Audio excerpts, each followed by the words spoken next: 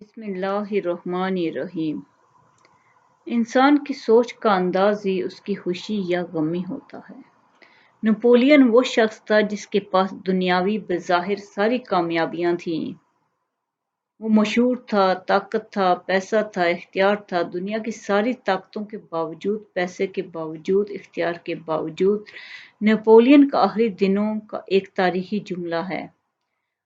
Napoleon ने कहा, मैं अपनी सारी जिंदगी में 6 दिन भी कभी खुशी के नहीं गुजार सका। 6 दिन भी ऐसे नहीं थे जो मैंने खुशी के गुजारे हों। मैंने अपनी जिंदगी में 6 दिन भी खुशी के नहीं गुजारे। इसके बरक्स हेलन केलर थी, जो कि न सुन सकती थी न बोल सकती थी। वो डीफ एंड डम्ब थी, बहरी और गूंगी थी बचपन से। उन्होंने अपने आखिरी अय्याम में 78 साल की उम्र में कहा, जिंदगी इंतहाई खूबसूरत थी। मेरे पास वक्त नहीं था कि मैं गिला करती कि मेरे पास क्या नहीं है। अल्लाह ने मुझे इतनी नेमतें दी थी कि मैं वही गिनती रही और शिकवा कर ही ना सकी, शुक्र करती रही। अल्लाह आपको बहुत कामयाबियां और खुशियां दे। शुक्रिया।